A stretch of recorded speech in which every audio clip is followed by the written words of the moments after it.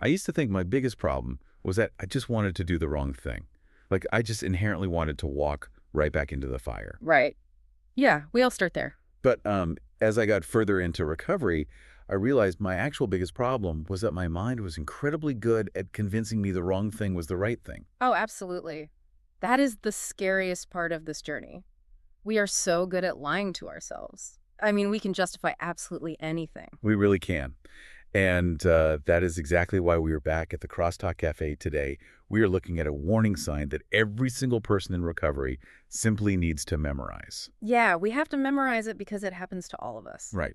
We're talking about those terrifying moments when our own minds completely betray us, when we rely on our own broken logic to navigate things instead of God's truth. And we're so glad you're here with us today for this conversation because, you know, we usually think our biggest problem in life is some external villain, right? Like we are consciously, maliciously being drawn toward our own destruction by some outside force. Exactly. Like some cartoon bad guy is tricking us. Yeah. But when you strip away the surface behaviors, the real danger is far more subtle. The real danger is that we aren't being tricked by an outside force at all. We are being outsmarted by our own internal logic. It is the ultimate betrayal, honestly, because the call is coming from inside the house. Exactly. The exact same logic you rely on to, navigate your job or raise your family or balance your budget. Right. That exact same cognitive machinery is what builds the trap. And what we are doing today is exploring a profound and sobering reality found in the Word of God. Which is so critical for us. It really is. We are looking at the human mind's terrifying capacity for self-deception, our absolute obsession with the illusion of control, and the incredibly difficult but completely necessary path of surrender. And we are speaking directly to you today, because this isn't just like an abstract philosophical problem for a select few people. No, not at all. This is the core human struggle. If you are breathing right now, you have a massive capacity for self-deception. We all do. The wisdom we are looking at today, spanning from Proverbs and the raw emotion of the Psalms, all the way to the letters of Paul in Romans. It's all connected. Yeah, it all points to one undeniable truth. We simply cannot trust our own broken logic when we are running from pain. That is the key variable right there. Pain or fear. When pain or fear enters the equation, our logic just becomes immediately compromised. It gets hijacked. Totally hijacked. It stops acting like an objective compass pointing true north, and it starts acting like a highly paid defense attorney. Oh, wow. A defense attorney. Yeah, it works tirelessly to justify whatever action will make the discomfort go away the fastest. I love that framing. It's not a compass, it's a defense attorney. Yeah. It is actively looking for loopholes. Always looking for a loophole. And this brings us to a verse that I think perfectly captures this master of disguise element of our own minds. Proverbs 14. Yes, Proverbs chapter 14, verse 12. It says, "There is a way that appears to be right, but in the end it leads to death." And that single word, appears, is just doing a massive amount of heavy lifting there. It is the hinge upon which the entire tragedy of self-deception swings. Let's really look at the anatomy of a bad choice here. A truly destructive path rarely announces itself as a disaster. Right. Like if a path had a giant flashing neon sign that said, "This way leads to absolute ruin, the loss of your relationships, and total despair," very few of us would ever take a single step down it. Oh, no, of course not. We aren't stupid. We'd run the other way. We'd put up barricades to keep ourselves out. Exactly. But destruction doesn't present itself that way. It disguises itself. It presents itself as a highly logical exception to the rule. An exception. Yes, it whispers to you, "You've been working so hard lately. You've been carrying so much weight for everyone else. You deserve a break." The rules don't apply to you right now? Because of your unique circumstances, Yeah. right? Or it frames itself as a completely safe, temporary shortcut, like, "Just this once won't hurt. I have this completely under control." This is why it appears to be right. It appeals to your sense of fairness, your fatigue, or your pride. It really weaponizes our own inner monologue against us. It creates this artificial moral silence.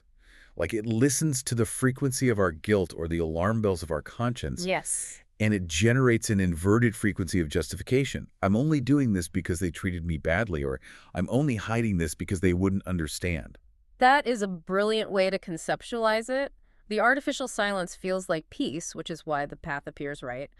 But the underlying engine of destruction is still running. You've just, turned off your ability to hear it. You're just ignoring the alarms. Right. And this internal conflict, this dual reality, is exactly what the Apostle Paul is wrestling with in Romans chapter 7, verses 15 through 17. That's a powerful passage. It is one of the most agonizing descriptions of a divided will ever written. He says, I do not understand what I do. For what I want to do, I do not do, but what I hate, I do. But let me push back on this a little bit, or at least try to drill down into the mechanics of it. Because if we know it's bad, if Paul hates the thing he is doing, Right. why do we actually execute the action? How does the mind successfully reframe a destructive choice as a virtue in the split second before we make it? That's the big question. Because it feels like we have two completely different entities battling for control. How does the bad side convince the good side to stand down? It really comes down to short-term relief versus long-term peace, combined with just the sheer weight of pressure. Okay, unpack that. Wait, sorry, tell me more about that. Well, the part of you that wants health, stability, and connection with God operates on a long-term timeline. It values endurance. It understands that delayed gratification yields lasting peace. Right. But the part of you driven by an avoidance of pain, that self-deceptive part, operates entirely in the immediate micro-present. It doesn't care about tomorrow. It just wants the pain to stop right now. Yes. And when you are in pain, the immediate present screams infinitely louder than the distant future. It's deafening. The self-deceptive mind doesn't actually have to convince your logical mind that the destructive choice is a brilliant long-term strategy. It doesn't have to win a debate about 5 years from now. Right. It just has to convince you that this action is the absolutely necessary choice for survival for the next 5 minutes. It just shrinks your horizon down to nothing. Completely. And we see this play out most vividly in our recovery routines, specifically around isolation. Oh, yeah. Isolation is huge. The way that appears to be right often doesn't look like a dramatic plunge into a huge mistake. It looks incredibly mundane. Very quiet. It looks like telling ourselves, I'm fine on my own this week. I don't need a meeting. I don't need to call my sponsor because I am doing fine on my own. I don't want to bother anyone. That sounds so incredibly reasonable, doesn't it? I don't want to be a burden. I mean, who could possibly argue with that logic? It sounds almost selfless. That is the genius of the disguise. It feels like virtue. You tell yourself you are protecting others from your mess. But the reality is you are cutting off your lifelines. You're pulling up the drawbridge. You are isolating yourself so that your compromised logic goes entirely unchallenged. You are stepping onto a path that appears right, honorable even, but it is meticulously designed to keep you trapped in your own echo chamber. Which brings up a really crucial point for anyone listening right now. If our pride is this good at masking our downfall as virtue, how do we ever catch it in time? It's tough. Because this massive self-deception doesn't just spontaneously generate during huge life-altering crises, right? We don't just wake up one random Tuesday and make a decision that ruins our lives out of nowhere. There has to be a training ground. There is absolutely a training ground. We tend to look for self-deception in the catastrophic failures, the major relapses, the huge financial The disasters. big explosions. But the foundation for those massive blind spots is laid in the incredibly small, mundane, everyday moments. The moments where we are just desperately trying to assert a tiny bit of control over our environment. And this brings up the whole concept of surrendering the illusion of control, which hits almost uncomfortably close to home. Very close to home. It takes this high-minded theological concept of the divided will and drags it right down into the grocery store aisle. Literally. Because our daily routines are practically designed to constantly remind us of our complete lack of control. They really are. Just think about the universal experiences that trigger us. Standing in a slow grocery line, waiting for a cashier in training who can't figure out the register. Oh, that's the worst. Or, your plumbing breaks right before you have to leave for work, waiting all weekend to get the results of a medical test. Watching a coworker get the promotion you were convinced was yours. Just listing those out makes my chest tighten a little bit. Yeah. Because in every single one of those scenarios, you are entirely trapped. You are. Every one of those situations violently strips away your autonomy. They remind you that you are not the director of the play. Right. You're just an actor. And look at our typical, almost reflexive reactions to this lack of control. What do? We worry obsessively about the details, as if thinking about the problem hard enough will somehow bend reality to our will. Like gripping the armrests on an airplane will keep it in the sky. Exactly that kind of magical thinking. Or we swing the opposite direction and feign total apathy. We pretend we didn't want the promotion Well, they anyway. don't even care. Right. Or we get angry and resentful at the cashier, projecting all our internal anxiety onto this person making minimum wage. Or we isolate ourselves to keep the sting of disappointment at a distance. Yeah. All of these reactions are micro attempts to manage circumstances and the people around us. I want to pause on this because I think you, listening right now, might be deeply skeptical here. Okay, let's hear it. Is getting visibly frustrated at a slow cashier really utilizing the exact same psychological mechanism as major life-altering self-deception? I mean, getting huffy in the checkout line feels like a paper cut, whereas the Proverbs verse about a path leading to death feels like a terminal illness. Are we overstating the connection? It is the difference between a seedling and an oak tree. The scale and the consequences are vastly different, but the underlying DNA, the internal machinery, is identical. Identical. Yes.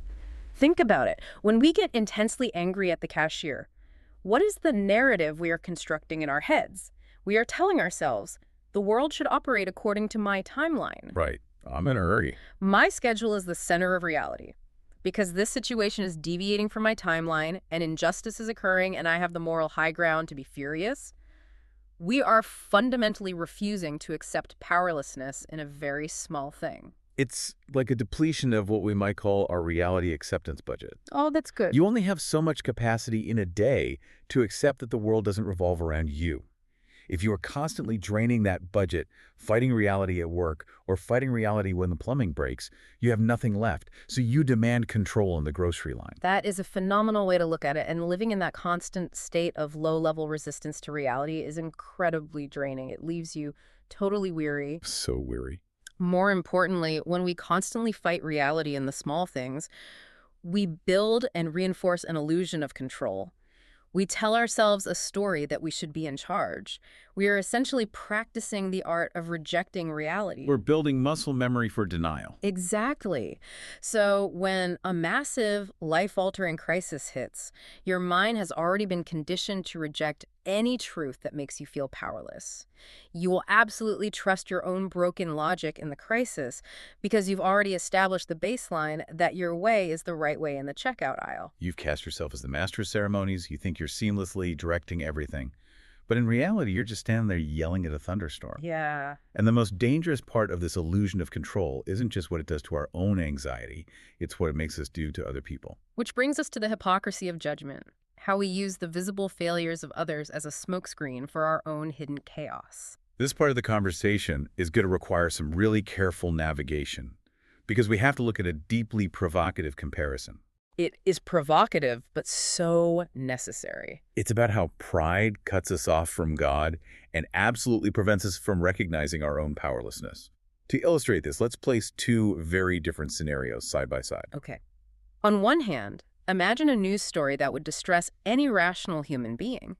A father leaving his 3-year-old son in a vehicle when it's 35 degrees outside while he goes to visit a strip club. Which is objectively horrifying. The immediate reaction is profound outrage, disgust, and a demand for justice. And our reflexive reaction is to look at that extreme situation and ask, why doesn't this guy get help? How could someone be so morally bankrupt and out of control? Right. We judge it, and rightly so, as an extreme, socially unacceptable failure. But then we have to pivot sharply. We have to contrast that extreme outrage with our own quiet, highly sanitized attempts to escape our pain. Like what? Like a repeated cycle of overeating to numb stress, followed by the immediate self-soothing promise of a new diet. Okay, I had to jump in here and play the role of the outraged listener. Yeah. Because this feels like a massive, almost offensive leap. I know it does. Wait a minute. Leaving a vulnerable toddler in freezing temperatures is objectively, legally, and morally far more dangerous and destructive than me stress-eating half a pizza after a terrible day at work and then declaring I'm starting a diet on Monday. Are we really saying they are the exact same thing? It is vital that we clarify this carefully so we don't lose the profound truth here. Right. No, we are not saying the consequences are the same. We have to be crystal clear about that. Right. The collateral damage of the father's actions is devastating, immediate, and involves the physical endangerment of an innocent life.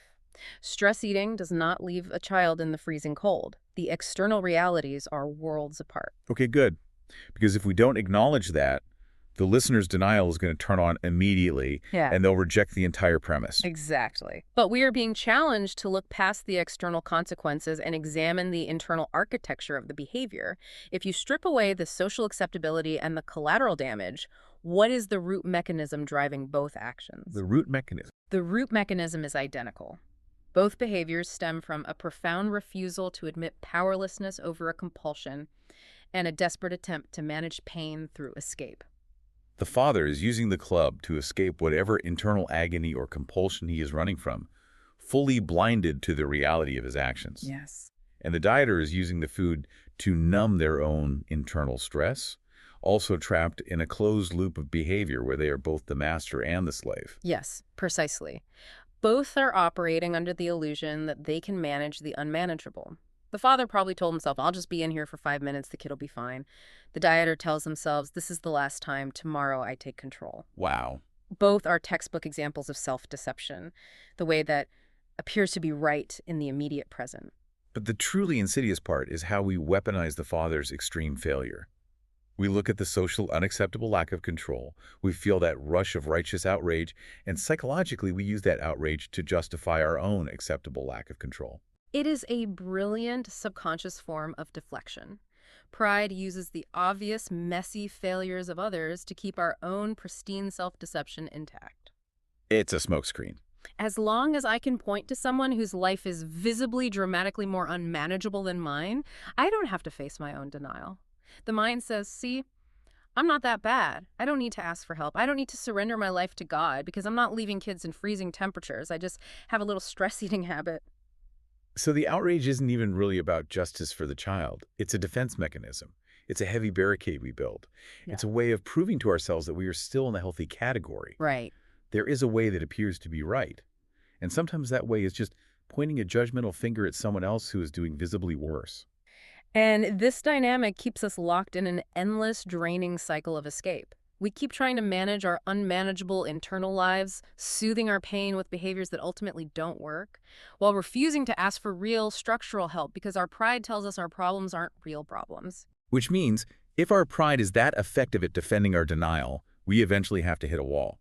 If logic won't save us, and comparative morality just feeds our pride, what actually breaks the cycle? And it has to be pain. We have to reach a point where the pain of staying the exact same finally outweighs the visceral fear of facing the truth. And this is where we shift from diagnosing the illness to showing what the turning point actually looks like in real time.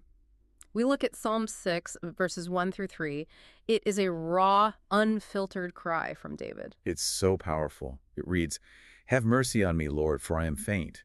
Heal me, Lord, for my bones are in agony. My soul is in deep anguish. How long, Lord, how long?" Yeah. You can hear the absolute depletion in his voice. The bravado is completely gone. He is at the absolute end of his emotional, physical, and spiritual resources. He is entirely stripped of the illusion of control. There's no pride left to prop him up. There's no pointing at someone else to deflect the blame.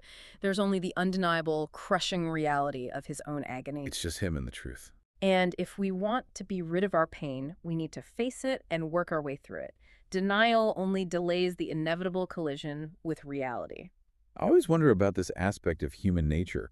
Why does it have to get this bad? It's a great question. Why do we require deep anguish and bones in agony before we are willing to change trajectory? Why can't we just notice things are slightly off track, say to ourselves, my coping mechanisms are becoming slightly unhealthy, and smoothly adjust course? It is the paradox of human resilience. God designed human beings to be incredibly adaptable.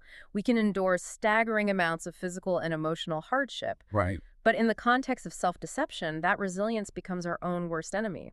We use our God-given capacity for endurance to tolerate our own dysfunction. We adapt to the darkness. We normalize the unmanageable. It's not just putting a piece of black tape over a warning light. It's like living in a house with a cracked foundation. At first, the slanted floors are terrifying. But after a few years, you just get used to walking sideways. But that is exactly what happens. You normalize the dysfunction until the entire house literally collapses around you. Because of that resilience, our denial becomes incredibly fortified. David's pain had to finally surpass his fear before he could face his denial. The fear of change, the fear of vulnerability, the terror of losing that last shred of perceived control. It's massive. It is an immense psychological barrier. Pain, in this context, acts as the necessary, albeit brutal, battering ram to break through that fear. It feels like we only ever let go of the rope when our hands are completely bleeding. We hold on so tight, knuckles white, until the absolute last second. We really do. So my question to you is there a way to spot the denial before we reach the bones and agony stage? Or are we all just doomed to have to hit rock bottom before we wake up? Spotting denial early is possible, but it requires a level of proactive, intentional honesty that is deeply uncomfortable. Most people hate that. It requires an admission of unmanageability before the external circumstances completely force your hand. It means looking at those small, mundane moments of frustration. The grocery store line. Exactly. The intense anger in the grocery line, the compulsive need to control your spouse's reaction, the quiet isolation, and recognizing them not as annoying inconveniences, but as flashing warning lights on the dashboard of your soul. It means feeling the foundation of the house shifting and having the humility to call an inspector immediately rather than waiting for the roof to cave in. Right. And that profound, honest admission of just how unmanageable things have become leads us to the next vital step in the process, the moment the denial shatters. Which brings us to Psalm 40, verse 12. This perfectly captures the admission of unmanageability. It reads, "Troubles without number surround me. My sins have overtaken me, and I cannot see. They are more than the hairs on my head, and my heart feels within me." Yeah. I want to focus on that phrase, troubles without number, the math of unmanageability. The math is broken. You can't even put a spreadsheet together to track the problems anymore. If we connect this to the bigger picture of breaking through self-deception, this verse perfectly encapsulates the precise psychological and sensory weight of the moment the blinders finally come off. The moment of clarity. The self-deception ends, the illusion just shatters, and the reality of the mess hits you all at once. It's terrifying imagery. Being overtaken, I cannot see. It's like being caught in an avalanche. For years, you told yourself you were walking on a safe, logical path.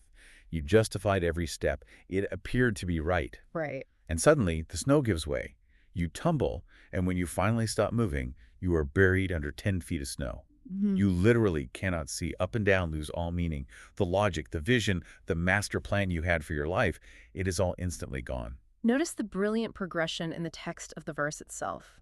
It moves from the external to the deeply internal. Well, let's look at that. First, it's the external circumstances closing in. Troubles without number surround me. Then, it's the crushing realization of personal responsibility. My sins have overtaken me. He's not blaming anyone else anymore. He's no longer blaming the grocery store cashier or the universe. Then comes the sensory deprivation you mentioned. I cannot see. The grand strategy has failed. Finally, the physical and emotional collapse. My heart fails within me. It is the complete systematic dismantling of the self-reliant human being. Totally. So you are buried in the avalanche. Your heart is failing. You cannot see. And the math of your troubles is overwhelming. When you finally admit you are completely lost and out of control, what is the very first step to actually finding your way out?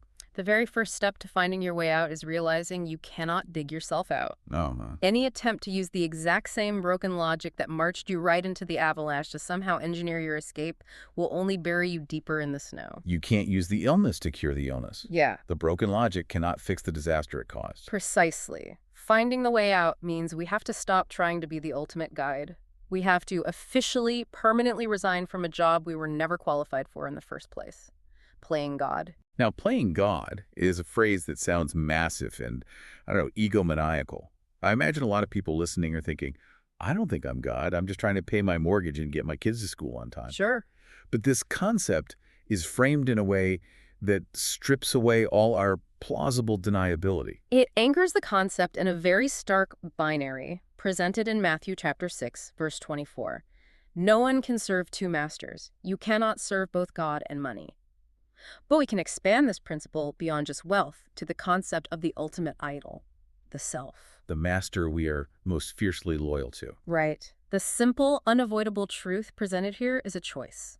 We are either going to serve God or we are going to serve ourselves. We cannot split our allegiance. It's one or the other. As we discussed earlier, playing God isn't about sitting on a throne commanding lightning bolts. It is about the daily, draining, obsessive micromanagement of the universe. It's trying to control outcomes, control other people's perceptions of us, control our reputation, and fundamentally control our pain. It is the absolute refusal to be powerless in any given situation. And the outcome of this is brutally explicit. When our self is out of control, all our attempts at control of ourselves or others will inevitably fail. Right. You cannot control the external world when your internal world is in chaos. Okay, I need to jump in with a reality check here because this is a genuinely tough pill to swallow for, well, for you listening right now. It's very tough. We live in a society that preaches the exact opposite of this surrender. We are taught from a very young age to be proactive, pull yourself up by your bootstraps, take charge of your destiny, be the master of your fate. Never give up. Exactly. So how does this kind of total emptying, this absolute surrender and admission of powerlessness, not just devolve into passive resignation? How is this not just giving up, throwing your hands in the air, and becoming a victim of circumstance? That is the most common and perhaps the most important objection to the entire concept of spiritual surrender. We falsely equate powerlessness with weakness and apathy. Right. But emptying ourselves isn't about giving up on life. It's about making room. Making room. Let's really get into the physics of that. We need to admit that we're not God and that we're powerless without him. Then, when we finally emptied ourselves, God will have room to come in and begin his healing work. Think about it physically. Okay. If your hands are entirely clenched around a rope, holding on for dear life, you cannot receive a lifeline that's being handed to you. Your grip is too tight. You are entirely full. You're full of your own anxiety, full of your own contingency plans, full of your own justifications. There's no vacancy. Surrender is not apathy. Apathy is looking at the avalanche and saying, I don't care what happens, let the snow crush me. Right. Surrender is saying, I care deeply what happens, I want to live, but I acknowledge that my digging is only making it worse, and I need a power far greater than myself to intervene. That's a huge distinction. Surrender is an active, courageous, terrifying choice to let go of the illusion. It's the ultimate act of trust.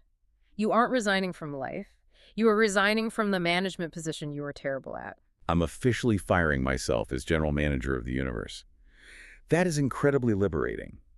And this brings us to the ultimate paradox of this entire conversation. The strength of surrender. Yes, true strength, the kind of strength that actually heals trauma, restores relationships, and transforms a life, is actually found in the honest admission of our total weakness. Which leads us into this final dynamic, the paradoxical strength of surrender and support. Let's bring in the words of Jesus from Matthew chapter 19, verse 26. With man, this is impossible, but with God, all things are possible. And the truth embedded in this offers an insight that flips our entire understanding of human behavior upside down. It shows us that our lust for power isn't rooted in our strengths, but in our weaknesses. Let that sit for a second. Yeah. That is completely counterintuitive to how we view powerful, controlling people. We assume people try to control everything because they are so strong, so capable, so naturally dominant. But the reality is the exact opposite. We try to control our environment, our spouses, our coworkers, and our image because we are terrified, fragile, and deeply aware of our own vulnerability. So the control is just a fake front. The control is just a heavy mask we wear to hide the weakness. The illusion of control is a trauma response. It's a defense mechanism against feeling the way David felt in Psalm 6, faint and in agony. Yes. And by recognizing our human limitations, by taking off the mask and quitting our solo attempts to fix massive internal issues by ourselves, we finally create the space to invite divine intervention. We get out of the way. We stop trusting the way that appears to be right, and we start trusting the only one who can actually perform the impossible task of changing the human heart. And what's truly beautiful about this process is that it doesn't just stay an isolated internal private experience. This profound internal surrender completely rewires how we interact with the rest of the world. It changes everything. Because when you finally stop playing God in your own life, you immediately stop trying to play God in everyone else's life too. Exactly. We look at how to navigate a crisis together, and there's this incredible plea from the Psalms.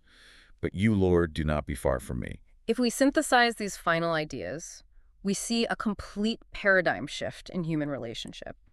Think back to the father at the strip club. Okay. If you are operating under the illusion of your own control, when someone you love, or even a stranger, is in a massive crisis, what is your default reaction? You try to fix them.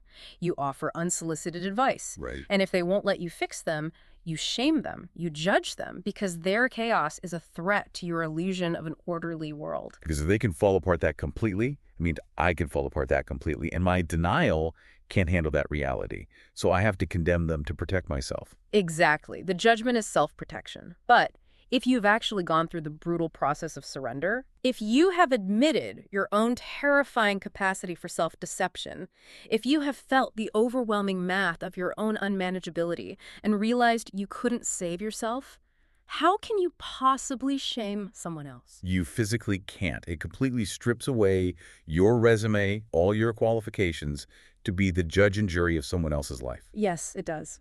If we truly accept that we are fundamentally powerless and that we have a limitless capacity to justify our own terrible ideas, it totally removes our right to look down on anyone else in their struggle. We shift from a posture of fixing to a posture of presence. We adopt the posture of the song, "Do not be far from me." When someone is in the avalanche, we don't stand at the top of the snow yelling down instructions on how they should have worn better boots. No, We sit in the snow with them. We offer the nearness of presence without the exhausting demand for control. That is what true support without shame looks like. that is profound.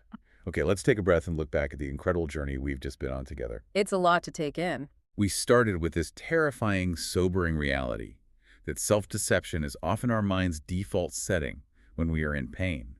Our minds are incredibly skilled defense attorneys, charting a path that appears to be right, actively convincing us that isolation, shortcuts, and destructive habits are actually logical, safe, and deserved. And we saw how that self-deception doesn't happen in a vacuum. It is fueled daily by the illusion of control.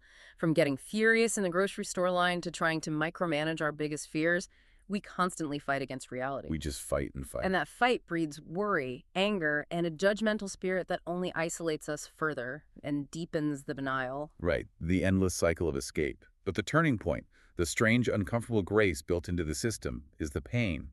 Pain acts as the necessary, unignorable alarm clock. It has to happen. It has to surpass our immense fear of change before we are finally willing to admit just how unmanageable things have become. The avalanche hits.